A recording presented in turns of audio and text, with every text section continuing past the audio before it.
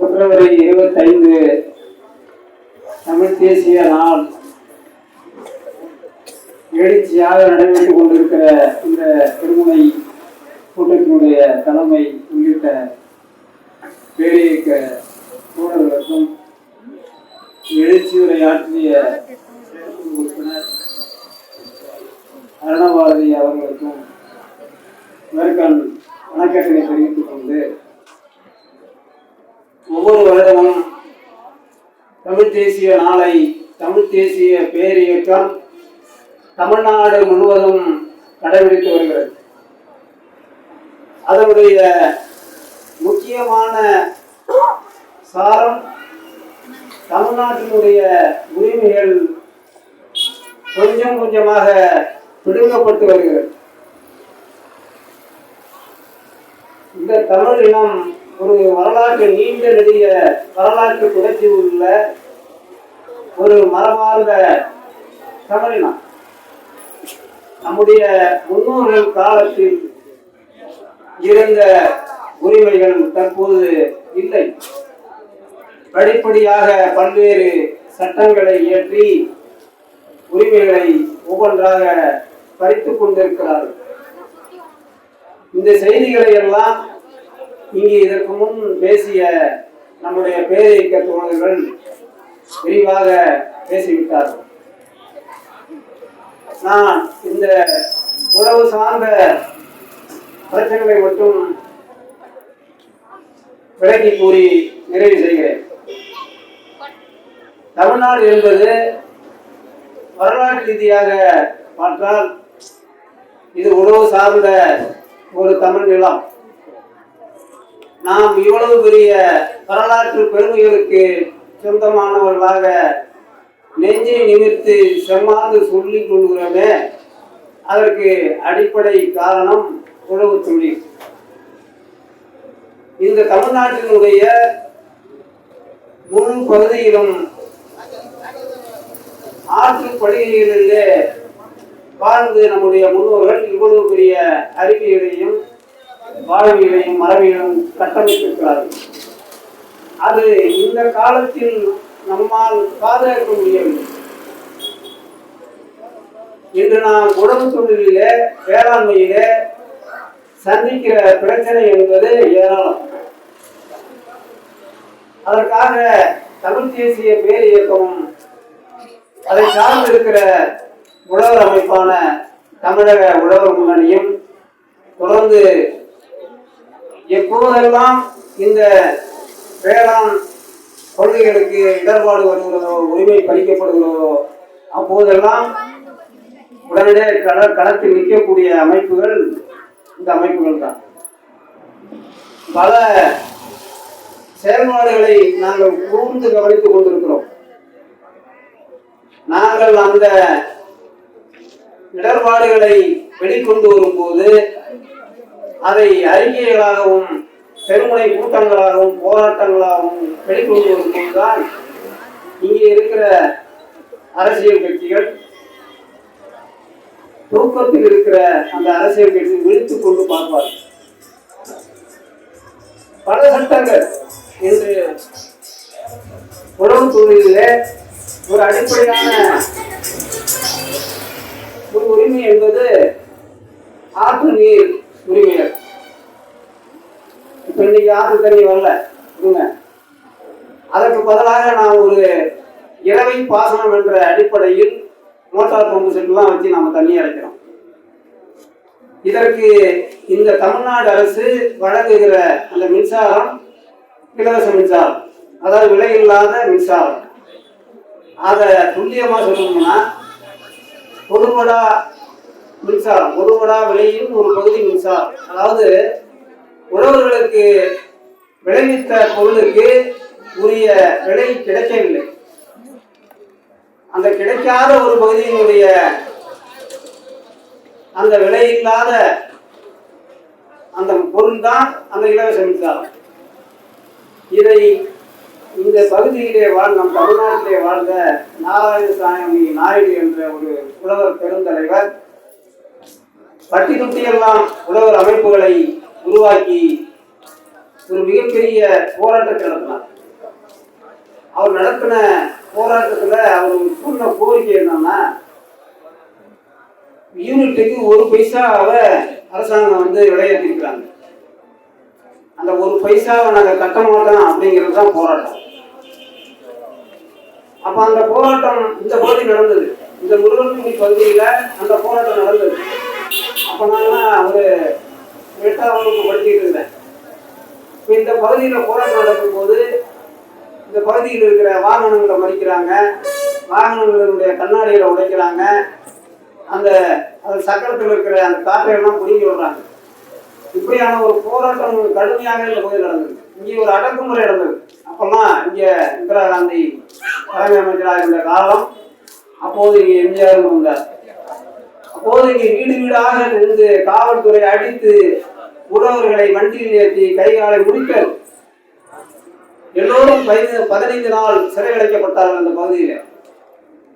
அதன் பிறகுதான் உழவர்கள் மீது கை வைத்தால் நம் அரசாங்கம் தாங்காது விழுந்துவிடும் என்று தெரிந்து கொண்ட ஆட்சியாளர்கள் அப்போது அந்த இலவச மின்சாரத்தை அறிவித்தார்கள். அந்த சமகாலத்தில் தான் பொள்ளாச்சியிலே, ஈரோட்டிலே, திருப்பூரிலே பல விவசாயிகள் துப்பாக்கி சூட்டுக்கு பலியாக இறந்தார்கள். அதன் பிறகுதான் உழவர்களுடைய பலம் என்ன, சக்தி என்ன என்பதை இந்த அரசாங்கம் தெரிந்து கொண்டது. ஒற்றுமையாக இருந்த இந்த உழவர்களை நெல்லிக்காய் மூட்டை போல சிதறடித்தது இந்த திராவிட கட்சிகள், 2 கட்சிகளும் சொல்லுங்க. அதிமுக இருக்கட்டும், திமுக, 2 கட்சிகளுமே இவர்கள் எல்லாம் சேர்ந்து இந்த உழவர்களை சாதி ரீதியாகவும் மத ரீதியாகவும் உயர்வு தாழ்வு என்ற அடிப்படையில் உளவியல் ஊனத்தை உண்டாக்கி அவர்களை சிதறடித்தார்கள். தமிழ்நாட்டிலே தொழிற்சங்கத்தை விட வலுவான ஒரு கட்டமைப்பு உழவர் கட்டமைப்பு. அப்படிப்பட்ட ஒரு கட்டமைப்பை இந்த 2 திராவிட கட்சிகளும் உளவியல் ஊனத்தை உண்டாக்கி உடன் பிறந்த சகோதரர்களை எதிரிகளாக்கி, தெருவில் உள்ளோரை எல்லாரும் பகையாளர்களாக்கி, குடும்ப உறவுகளை சிதைத்து உதவிகளாக்கி அவற்றை வென்று விட்டார். இதுதான் நடந்தது.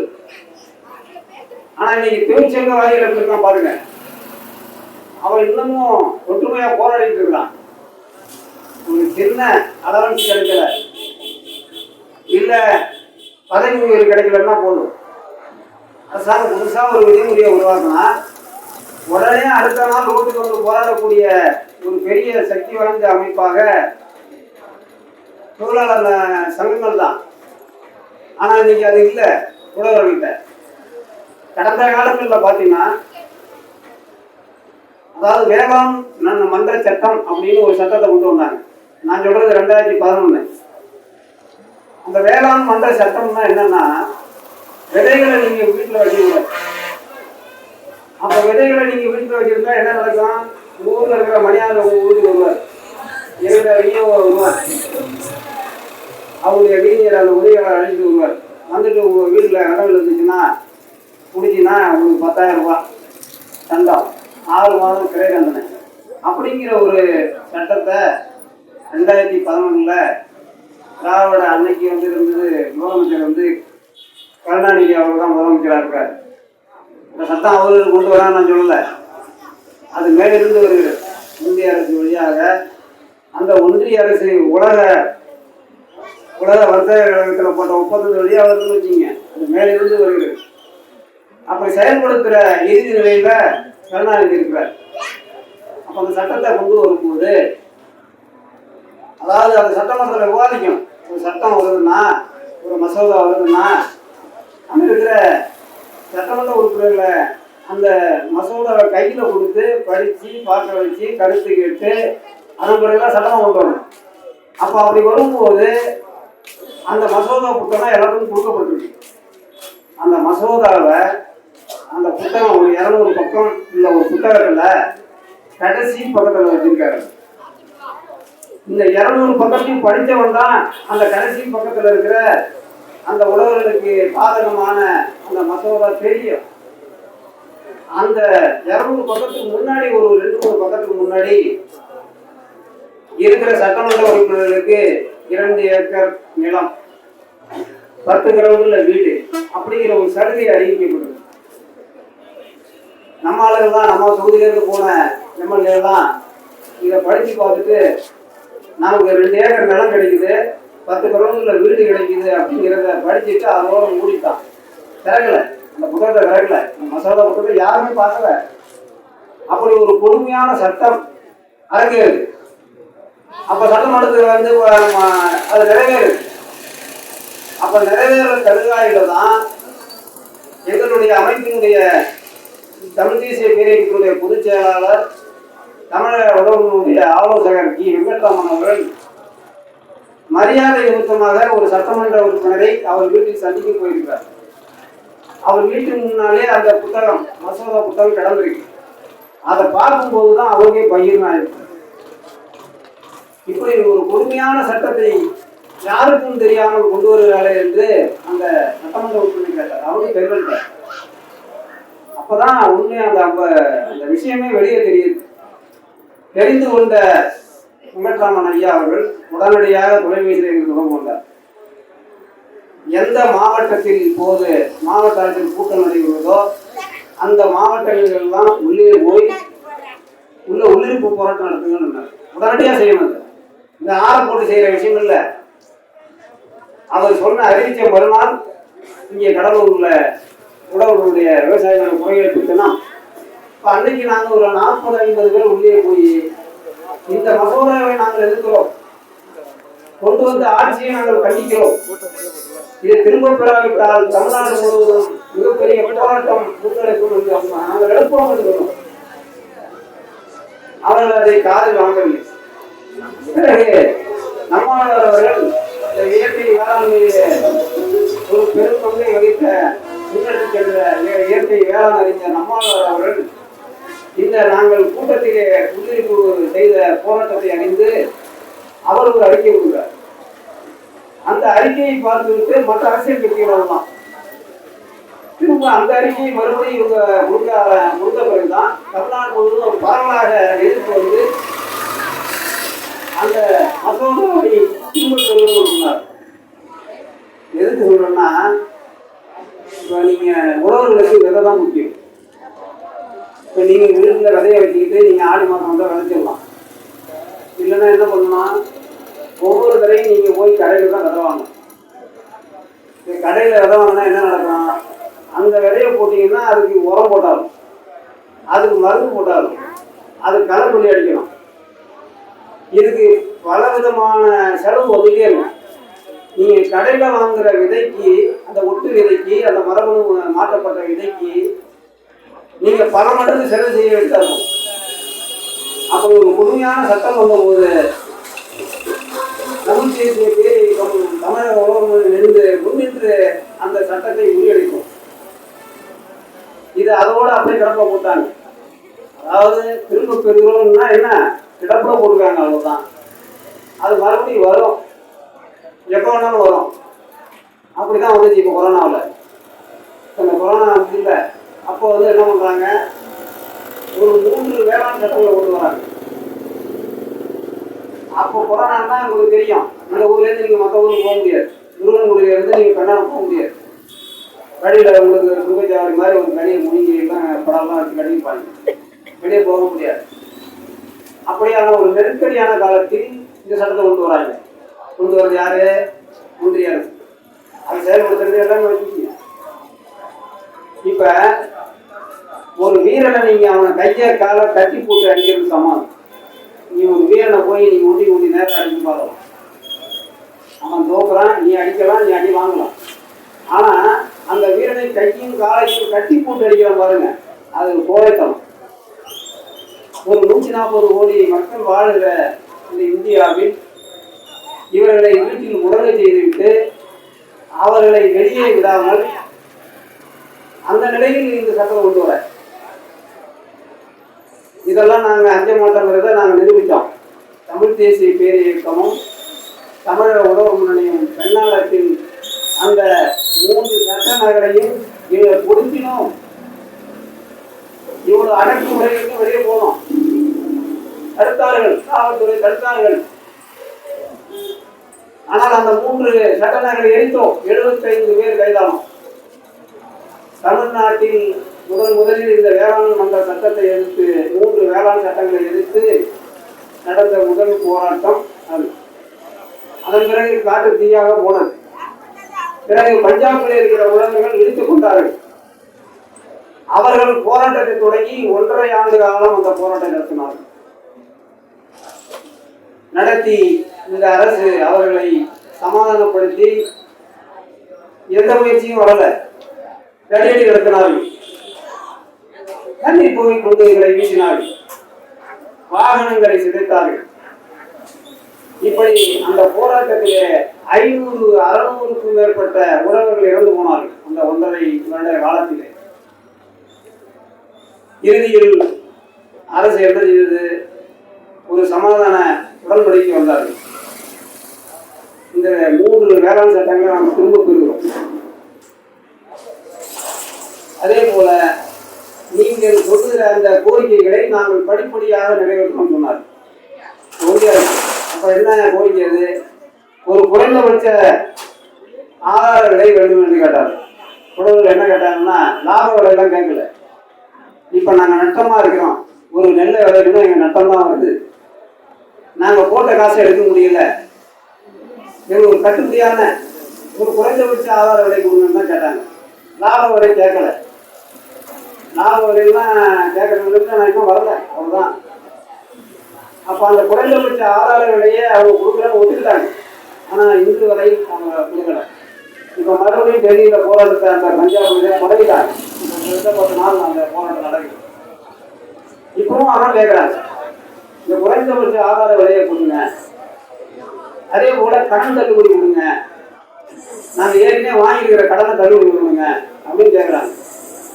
அப்புறம் இன்னொரு கோரிக்கை சொல்றாங்க, உலக வர்த்தக கழகத்திலிருந்து நீங்க உள்ள இருக்கீங்க, அதுல நீங்க உறுப்பினராக இருக்கீங்க, அதுல இருந்து வெளியே வாங்கன்னு சொல்றாரு. அவ்வளவுதான். இது ஒரு 3 மையமான கோரிக்கைகள். இப்ப இந்த 3 கோரிக்கைகளை அவங்க எதையுமே இன்னும் நிறைவேற்றுறதா அவங்க எதுவுமே ஒத்துக்கல. இந்த போராட்டம் நடந்துருக்கு. இப்ப நாம என்ன சொல்றோம்னா, இந்த குறைந்தபட்ச ஆதார விலை அவங்க ஒன்றும் அப்பவும் இல்லை. நீங்க 1940 பாத்தீங்கன்னா ஒரு 4 மூட்டை நெல்லை போட்டீங்கன்னா ஒரு பவுன் வாங்கலாம். பவுனுடைய விலை என்னன்னு உங்களுக்கு தெரியும். நீங்க ஒரு பவுனுடைய விலை 50,000. இப்ப இந்த 4 மூட்டையை போட்டு இப்போ ஒரு பவுன் வாங்க முடியுமா? யோசிச்சு பாருங்க. நல்லா யோசிச்சு பார்க்கணும். சும்மா ஏதோ ஒரு 10 பேரை வச்சுட்டு கூட்டம் நடத்துறாங்கன்னு நினைக்க கூடாது. இந்த உண்மையை நீங்க தெரிந்து கொள்ள வேண்டால் நீங்கள் அழிந்து போவீர்கள். உங்களோட தலைமுறைக்கு இருக்காது, உங்களோட நிலம் இருக்காது, உங்களோட ஒழுங்கு இருக்காது. இந்த நாட்டுல, இந்த ஊர்ல, நீ சொந்த நாட்டுல நீ அகதியா இருப்ப. அப்ப இன்னைக்கு ஒரு 4 மூட்டை நெல் போட்டா ஒரு பவுன் வாங்க முடியும். நீங்க வாங்க முடியுமா? அப்ப நம்ம எந்த அளவுக்கு கீழே இறங்கி வந்திருக்கிறோம், எவ்வளவு தூரம் நசுக்கப்பட்டிருக்கோம். ஆனா விதித்த எல்லாரும் விதிச்சுட்டாங்க. இன்னைக்கு ஆசிரியர்கள் வாரியாரெல்லாம் விதிச்சுட்டாங்கல்ல. வாரியாருக்கு அன்னைக்கு சம்பளம் 150 ரூபா, இன்னைக்கு எவ்வளவு? இன்னைக்கு 1.5 லட்சம் ரூபா. யோசிச்சு பாருங்க. இது மாதிரி வங்கி அதிகாரிகள் பாருங்க, யார் வேணாலும் சொல்லுங்க, எவ்வளவுக்கு லட்சக்கணக்கில் ரொம்ப வாங்குறாங்க. அன்னைக்கு 150 ரூபா வாங்கின, 75 ரூபா வாங்கின வாரியார் இன்னைக்கு 1.5 லட்சம் ரூபா வாங்குற. ஆனா நெல் என்ன விலை விற்குது?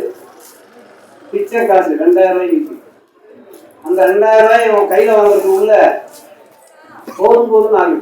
இந்த நெல்லை தூக்கிட்டு போய் அங்கே போடணும், அந்த சாக்கு இல்லை, அங்கே ஊட்டி போட்டா அவன் இடம் போடுறதில்லை, ஈரப்பழங்கிறான், அதில் பாதி கழிக்கிறான். அப்புறம் அதை உப்பேத்தி போகணும்னா அதுக்கு மூட்டைக்கு 50 ரூபா அது கொடுக்கணும். எல்லாம் கொடுத்து வந்துட்டு வெளியே வந்தோம்னா வங்கியில் வந்து பணத்தை எங்கே போடுவான்? வங்கியில் போடுவான், பேங்க்ல போடுறான். பேங்க்ல போட்டோம்னா அவன் ஏற்கனவே என்ன பண்ணுறான்?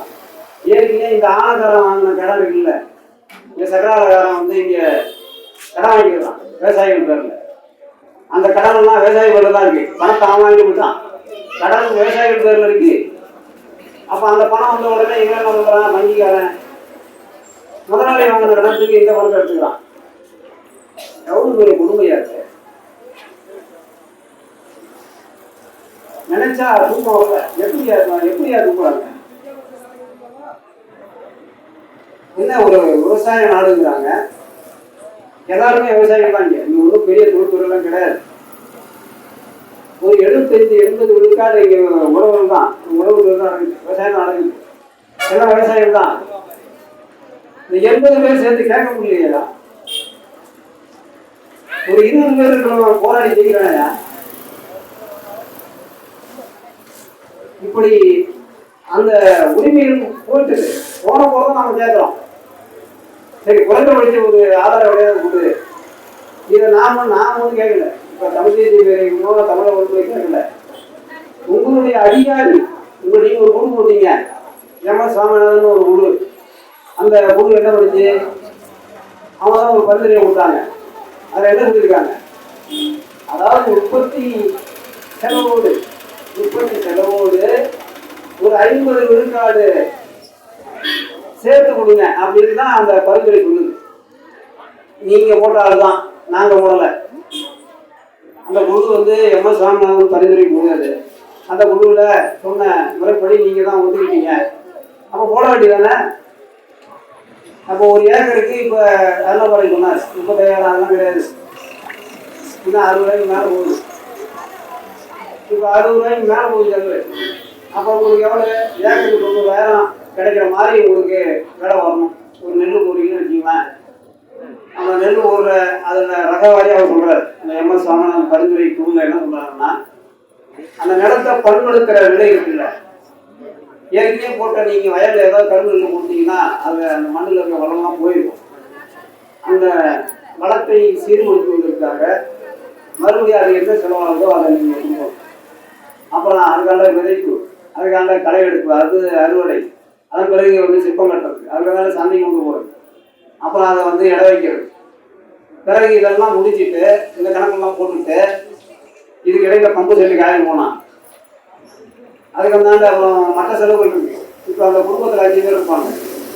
இந்த 5 பேருடைய உழைப்பு அதில் இருக்கு. அவர்களுக்கு அதில் ஊதியம் போடணும். இப்போ அதுக்கு இடையில அவர் பாம்பு கடிச்சு இறந்து போறாரு, இல்லை விபத்து நடந்து போகுது, இவ்வளவு பிரச்சனை இருக்காது. இப்போ இதையெல்லாம் கணக்கில் எடுத்து கொண்டுதான் உற்பத்தி செலவோடு 50 விழுக்காடு விலையை அறிவித்துக் கொள்ளுங்கள். இதுதான் குறைந்தபட்ச ஆதார விலை. இது என்ன வரைக்கும் நிற்கிறீங்களா? என் கேட்டால் மாடல் நிற்கிறீங்க, அவன் மொத்தம் ஆரிய மாடல் நிற்கிறான், நீ ஒரு ஆள் திராவிட மாடல் நிற்கிற. ஒன்றும் ஒரு மாடல் ஒன்றும் நடக்கலையே. நீ போடுற பிச்சை காசு 1000 ரூபாய் பெருமையாக பேசிட்டு இருக்க. ஒவ்வொருத்தன் போன்லையும் வந்துக்கிட்டே இருக்கு. போனில் காதில் வச்சா இதுதான் கேட்குது. உங்களுக்கு நான் உரிமை தர 1000 ரூபா தரோம், அதை நீங்கள் பாதுகாப்பாக செலவு பண்ணி மீதி எடுத்து வச்சு அதை பிள்ளைங்க படிப்பு செலவு வச்சுங்க. உங்களுக்கு 1000 ரூபாய் சொன்னார்ல, நம்ம 980 ரூபா ஜாஸ்தியாக கொடுக்குது. எங்கே மீதி எடுத்து வைக்கிறது? எவ்வளோ ஃப்ராடு, எவ்வளோ அநியாயம் பாருங்க. எவ்வளவு கேள்விட்ட முட்டாளர்களாக நாம் இருந்தால் அவர் முட்டாள்தனமான அறிவுறுத்துவோம் பாருங்க. நம்ம கேட்டுட்டு இருக்கோம் பாருங்க. ஒரு வீரம் செறிந்த மண்ணில் அவர்களுக்கு பேரப்பிள்ளைகளாக நம்ம இருக்கிறோம். என்ன சொன்னாங்க, இந்த பகுதியில் பெரிய போராளிகள்லாம் வாழ்ந்துக்கிறாங்க. அவர்களுடைய பேரப்பிள்ளைகளாக நம்ம இருக்கிறோம். இவ்வளவு கேவலமாக நம்மளை ஏமாத்திட்டு இருக்காங்க, அடிமைகளாக இருக்கிறாங்க. நமக்கு வீரம் வரலையா? இப்படி நம்ம ஆழ்ந்து அடிமைகளாக வாழ்ந்து என்ன சாதிக்குவோம்? 10 பேர் இருந்து இப்ப நீங்க வடக்கு போராட்டம் நடக்குது, பஞ்சாப்ல போராட்டம் நடக்குது. அந்த போராட்டத்தை ஆதரிச்சு இந்த 10 பேர் இந்த ஊழல் இருக்கு கத்தனா என்னையா போயிடும்? நீ கட்சின்னா உரிமை கிடைக்கியா? உனக்கு அந்த குறைந்தபட்ச ஆதரவை அறிவிப்பான். நீங்க ஐயாவுக்கு ஒளி பிடிச்சிட்டு போறது, அண்ணனுக்கு ஒளி பிடிச்சிட்டு போறதா பேசாம இருக்குதுங்க. சின்ன ஐயா, பெரிய ஐயா, நடு ஐயா, பெரிய தளபதி, சின்ன தளபதி, சின்னம்மா, பெரியம்மா, இவ்வளவு பேருக்கு நீ முடிவு கொடுத்தனால்தான் இப்ப இங்க இந்த நிலைமை. நீ விளைஞ்ச நெல் எடுக்கிறதுக்கு நாதி இல்லை. நீ வெட்டின கரும்புக்கு 4 வருஷமா பணம் தரல. அந்த ஆளைய விட்டுட்டு போயிட்டான். இன்னைக்கு ஆளைய வேற ஒருத்தன் வேலை எடுத்துக்கிறான். உனக்கு வர வேண்டிய பணம் இன்னும் வரல. அவன் பிச்சை போடுறான். 100 ரூபாய்க்கு நான் 53 ரூபா தரேன். அப்புறம் அது பிறகு நாங்கெல்லாம் போய் சத்தம் போட்டோம். போயிட்டு நாங்கள் 2 நாள் போராட்டம் பண்ண போற 80 ரூபா தரோம். 100 ரூபான்னா 80 ரூபா தருவானோம். இப்படி ஒரு கேவலமான நடைமுறை இருக்கு. இதெல்லாம் பெரிய சாதனைகள்லாம் போடுறான். அதிமுக பார்த்தீங்கன்னா அவருடைய சாதனை, அவர் 5 ஆண்டு சாதனையை போட்டு பொதுக்கூட்டான். உடனே இவர் கருணாநிதி படத்தை போட்டு இவரு ஒரு சாதனை பொதுக்கூட்டம் போவார். இன்னைக்கு அவங்க சாதனை போட்டு என்ன தெரியாது. உன்னுடைய கட்சிக்காரன் உழவனா இருக்கிறான், அவன் ஒன்றும் பெரிய தொழில்கள் கிடையாது. உன் கட்சியில் இருக்கிற அடிப்படை தொழில்நுட்பார், அவன் எல்லாம் உழவனாத்தான் இருக்கிறான், விவசாயம் தான் இருக்கிறான். அவன் வீட்டை போய் பாரு, உன் பிள்ளை படிக்குதா, அவன் பிள்ளைகளுக்கு நல்ல ஆடை இருக்குதா, தங்குறதுக்கு வசதி இருக்குதா, ஒரு வசதி இருக்கான்னு போய் பாரு. இவ்வளவு கேவலமான முறைகளில் ஒரு மனசாட்சி இல்லாம ஒரு அரக்கத்தனமான ஆட்சி நடத்தி கொண்டிருக்கிறீங்க. அந்த போராட்டம் நடக்கட்டும். ஏன் இப்ப இந்த திமுக அரசு இங்க இருக்கிற பயிர்களை தள்ளுபடி பண்ண முடியாதா? இந்த ஆளெல்லாம் நீங்க கடன் தள்ளுபடி பண்றீங்கல்ல. இப்ப அந்த ஆளை இருக்குங்க, இந்த ஆளை இப்ப நடிச்சு போச்சு. இப்ப இதை என்ன பண்றாங்க, ஏலம் விட்டாங்க. ஏலம் விட்டா என்ன தொகை போச்சு? 175 கோடி ரூபாய்க்கு தான் போச்சு. அப்ப அந்த ஆலை ஒரு 500 கோடி பொறுமானம் உள்ள ஆலை, அது 175 கோடி தான். அப்ப அந்த மீதி தொகையெல்லாம் யார் போடுறா? அரசாங்கம் நிறைய போடுது. அவன் ஏற்கனவே 500 கோடி ரூபாய் அவன் வங்கியில கடன் வாங்கிட்டான். அந்த ஆலை நிர்வாக முதலாளி 500 கோடியை கடன் வாங்கிட்டான் வங்கியில. அந்த கடனை ஏமாத்துறதுக்கு இவன் மத்திய பிரதேசம் கொடுத்தான். 175 கோடி தான் விற்றுது. பாக்கி இருக்கிற தொகை யாருக்கு? அரசாங்கம் தான் இருக்கணும். அந்த அரசாங்கத்துக்கு வானலிருந்து வருதா, இல்ல கருணாநிதியினுடைய அப்பா முத்துவேல் கொடுத்தாரா? நம்மூட்டு பணம் தான் ஐயா, உழவனுடைய வரி பணம். நம்மூட்டு வரி பணத்தை தான் முதலாளிகளுக்கு தள்ளுபடி பண்றான். ஏன் அந்த விவசாயிக்கு தள்ளுபடி பண்ண முடியாதவனால? எவ்வளவு ஆகணும்? ஒரு 500 கோடி ரூபா தான் வரும். பயிர் கடன்கிறது ஒரு 500 கோடி ரூபா தான் வரும், அதிகமா வராது. லட்சக்கணக்கில் நீங்க முதலாளிகளுக்கு தள்ளுபடி பண்றீங்க. நான் சொல்ல இந்தியாவில் உள்ள ஒரு நாளைக்கு சொல்றேன். இந்தியாவில் இது வரைக்கும் 14 லட்சம் கோடி, நான் சொல்ல வரது மொத்தமா சொல்றேன், 14 லட்சம் கோடி கடன் தள்ளுபடி. யாருக்கு? அம்பானி, அதானி முதலாளிகளுக்கு. இந்த லேகி வைக்கிறாங்க பாபா ராம்தேவ், சாமியார் உட்பட 1000 கோடி கடன் தள்ளுபடி. லேகி வைக்கிறவன், வத்தி வைக்கிறவன், இந்த மாதிரி ஆள்லாம் முடிவு வைக்க வேண்டியது. இந்த ஜக்கி வாசகம்லாம் 1500 கோடி தள்ளுபடி. இப்படி உனக்கு தேவையான ஆட்களை பைக்குள்ள வச்சுக்கிட்டு அவனுக்கு கடன் கொடுப்ப, அவனுக்கு தள்ளுபடி பண்ணுவேன். ஆனா இந்த நாட்டை முதுகெலும்பு கூட காப்பாற்றிட்டு இருக்கான். நீ சாப்பிட்ற ஒவ்வொரு பருக்கையும் இவன் விளைவிக்கிறோம்னா நீ எதை திங்கணும்? மண்ணதான் திங்கணும். அப்படி இருக்கக்குள்ள இவனுடைய கடன் தொகை எவ்வளவு தெரியுமா? 1 லட்சம் கோடி தான். 14 லட்சம் கோடி நீ முதலாளிகளுக்கு தள்ளுபடி பண்ணும்போது ஏன் 1 லட்சம் கோடி இந்த விவசாயிகள் தள்ளுபடி பண்ண முடியாது? அது பண்ணா இவன் நிலம் அவன் தருவோம். அதான் விஷயம். கடன் தள்ளுபடி பண்ணா விவசாயிகள் நிலம் கொஞ்சம் கடன் அடைஞ்சு போச்சுன்னா அவன் வெட்டியா இருக்குவான். அப்போ அவன் கடன் அடைய வெட்டி. அப்புறம் என்ன பண்ணும்? கடன் அதிகமாக போய் என்ன பண்ணுவான்? ஏற்கனவே பல சட்டம் இருக்குது. இதை இப்போ சொன்னாங்கல்ல, நில ஒருங்கிணைப்பு சட்டம். 100 ஏக்கரை வாங்கிக்குவான். யாராக இருக்குன்னா கடன் இருக்குது, பார்த்து கடன் நான் சீக்கிரம் நடத்த விட்டு நீ எழுதி இதெல்லாம் நடக்க போகுது. பாருங்க எவ்வளோ ஒரு மாஸ்டர் பிளான். இல்லை ரூம் போட்டு செஞ்சுக்கிறான். நம்ம தான் அலைஞ்சிட்டு இருக்கான். பஞ்சைகளாக பலத்தில் இல்லாமல் அலைஞ்சு கிடக்கும். ஒருத்தர் நாம பேசிக்கிறது இல்லை, நாம கூடுறது இல்லை, ஒருங்கிணைப்பு இல்லை. சொந்த ஊர்ல நம்ம இப்படி இருக்கிறோம், புதிகளா இருக்கிறோம். எவ்வளவு தூரம் அவங்க பாருங்க. மேலிருந்து நான் சொல்றது சர்வே செலவுன்னு சொல்றேன். இதெல்லாம் சாதாரணமா இங்கே ஸ்டாலின் மட்டும் நிற்கல, மேல மோதி இருக்காரு, அவருக்கு மேல ஒரு இடமான இருக்காரு. இது பலவிதமா இருக்கு. ஆனா எது வேணாலும் வரட்டும், சொந்த மண்ணில் நம்மளுடைய உரிமைகளை பாதுகாக்கிறதுக்கு இந்த மண்ணில் இருக்கிற மக்கள் போகணும். நாம எல்லாரையும் சொல்லல. இங்க இருக்கிற 500 பேருன்னா 1000 பேருன்னா 5 பேர் போகுது. 5 விழுக்காடு அப்படின்னா எவ்வளவு? 150 பேர் இருந்தாலும் சாதி முடியும். இதெல்லாம் 5 பேர் இருந்தாலும் சாதிப்போங்கிறதுக்கு நாங்கள் நிறைய விஷயங்கள் செஞ்சிருக்கிறோம். அதான் சொல்லியிருப்பாங்க. நாங்கள் இருக்கிறது 5 பேரா இருந்தாலும் யாரும் செய்ய முடியாத வேலைகளை நாங்கள் செஞ்சுருக்கிறோம். இதான் வரலாறு இருக்கு, நம்ம பேச முடியாது. அப்படியான ஒரு நெருக்கடி காலத்தில் நம்ம வாழ்ந்து வருகிறோம். அந்த தமிழ் தேசியம் என்பது இதெல்லாம் அந்த உரிமையில பாதுகாக்கலாம். ஏதோ புதுசாக இங்கே வந்து ஒரு கொள்கையை சொல்றாங்க, இங்க எல்லாம் பண்றாங்க அப்படின்னு அந்த காவல்துறை உளவுத்துறை எல்லாம் பார்த்து பேசுவாங்க. இவங்கெல்லாம் புதுசாக ஒரு கட்சி நடத்துறாங்க அப்படின்னு. அதெல்லாம் கிடையாது. இந்த மக்களுக்கான உரிமைகளை பாதுகாப்பது நம்ம நிற்கிறோம். வேற யாரும் நிற்கிறா சொல்லுங்க. இப்ப தேர்தல் வந்தாச்சு, தேர்தல் அறிவிக்க உடனே எல்லாம் பறந்து போயிடுவாங்க. இந்த தேர்தலுக்கு இடையில என்னென்ன அட்டுழியம் நடக்கும்னு பாருங்க. புதுசாக சட்டம் வரும், சட்டம் கூட வராது. எல்லாம் அந்த அரசமைப்பு விதியின் கீழே அப்படியே அந்த விதியை போட்டு தள்ளிக்கிட்டே இருப்பான். அது பெரிய சட்டம்லாம் கிடையாது. விதி சொன்னா நடக்கும். தேர்தல் நடந்தது, அந்த அம்மா சட்டமன்றத்தை ஊற்றி எதுவுமே எந்த இடத்தையும் போடுறதே கிடையாது. 110 விதியின் கீழ் அறிவிப்பு தான்.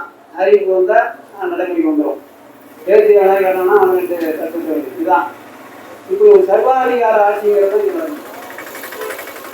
இதெல்லாம் நம்ம வந்து ஒழுங்குபடுத்தணும். இந்த மண்ணுக்கான ஒரு இயக்கமாக, ஒரு போராளி இயக்கமாக தமிழ் தேசிய பேரியக்கம் விளங்குகிறது. அதற்கான உள்ளாற்றலாக இங்கே இருக்கிற தோழர்கள் இருக்கிறார்கள். அதை ஒவ்வொரு இந்த தமிழ் தேசிய நாளிலும் நாங்கள் இந்த கூட்டத்தை நடத்தி அந்த உரிமைகளை பாதுகாப்பதற்கான ஒரு உறுதிமொழியை எடுக்கக்கூடிய நாளாக இந்த நாளை கடைபிடித்து வருகிறோம். தொடர்ந்து இந்த பகுதியிலே இளைஞர்கள் வந்துருக்கிறாங்க. இந்த கட்சி நாங்கள் தொடர்பு காலத்தில் பார்த்தீங்கன்னா 5 பேர் தான். ஆனால் இன்னைக்கு நிறைய இளைஞர்கள் வந்திருக்காங்க. கிட்டத்தட்ட ஒரு 50-60 இளைஞர்கள் வந்திருக்கிறாங்க.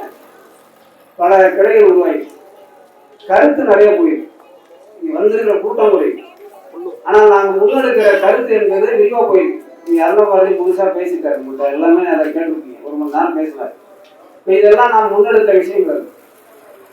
இது எதிர்காலத்தில் இந்த மண்ணை பாதுகாப்பதற்கு, இந்த மக்களை பாதுகாப்பதற்கு, தமிழ் இனத்தை, மொழியை, பண்பாட்டை காப்பதற்கு நாம தான் நிற்கணும். வெளியிலேருந்து ஆள் உருவ முடியும். பங்களாதேஷ்லேருந்தோ பாகிஸ்தான்லேருந்தோ உருவ முடியாது. இருக்கிறவங்க தான் நம்ம போராடணும், இருக்கிறவங்க பாதுகாக்கணும். நாம் சில பேராக இருந்தாலும் நாம் அதை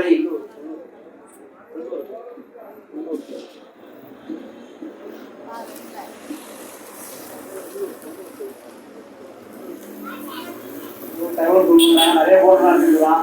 நெருக்குடி போராட்டம், இந்த இயற்கை வேளாண்மை போராட்டம், இந்த பேரெல்லாம் அவங்க ஒரு செய்தி சொல்லணுங்கிறாங்க.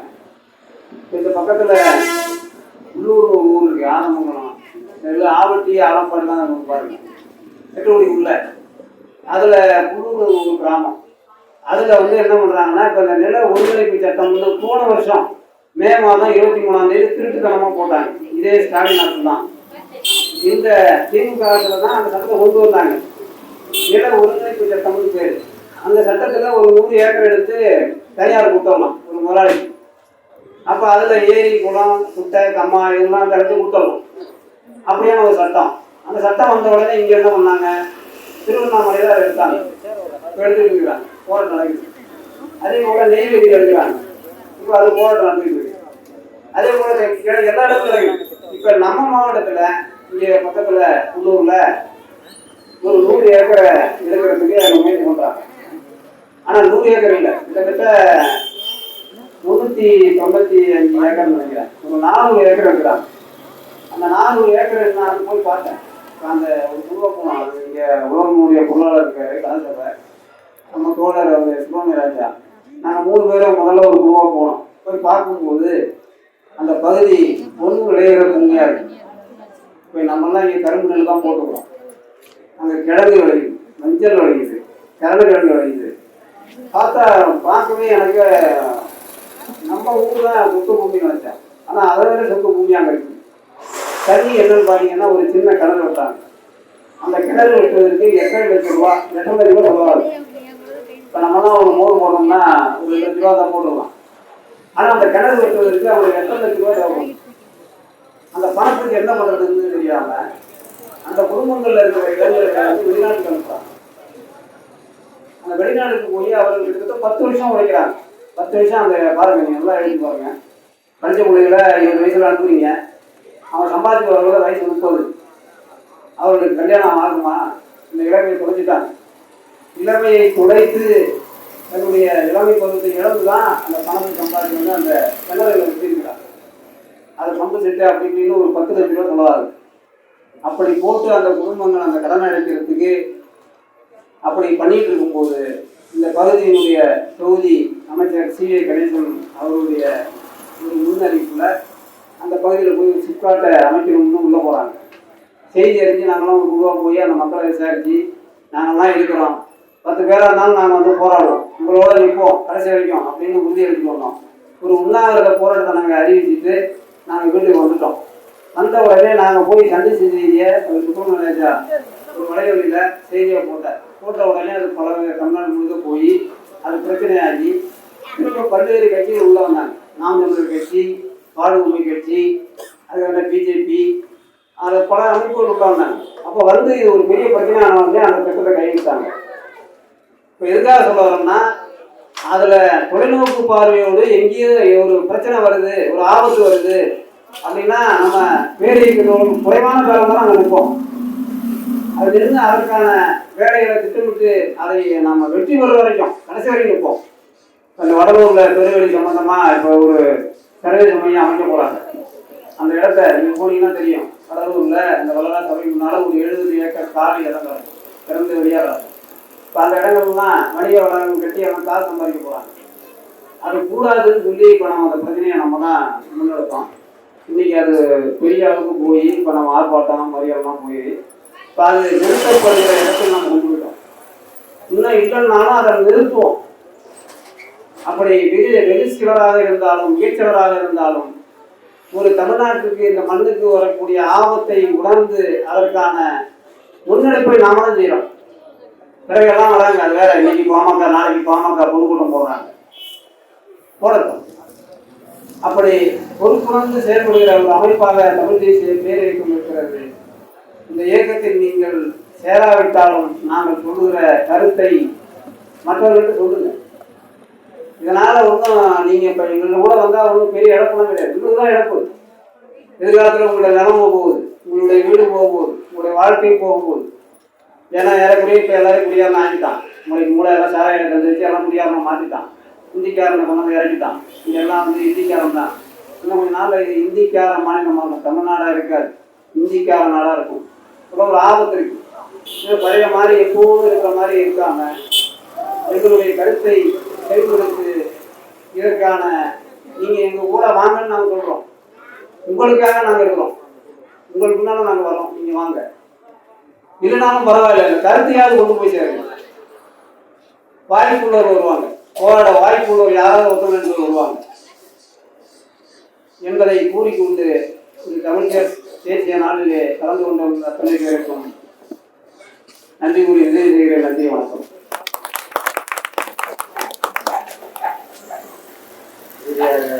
நன்றி உரை தமிழ் தேசிய பேரிய இயக்கத்தின் பொதுக்குழு உறுப்பினர் ஒன்றிய செயலாளர் சக்திவேல் அவர்கள்.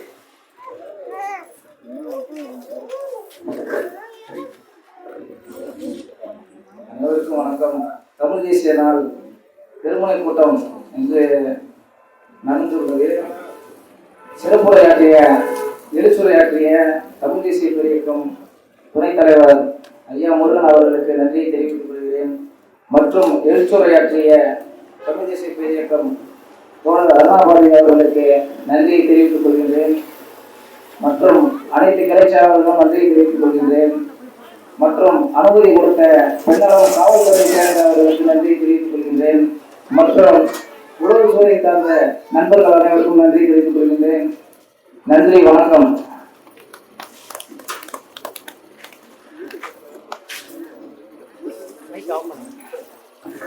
தமிழர்களுக்கு உரிய பொதுவான ஒரு வலைவலி என்ற ஏற்பிசையோடு இதை விரும்பக்கூடிய வகையில், ஏற்கக்கூடிய வகையில் சப்ஸ்கிரைப் செய்து இணையுங்கள்.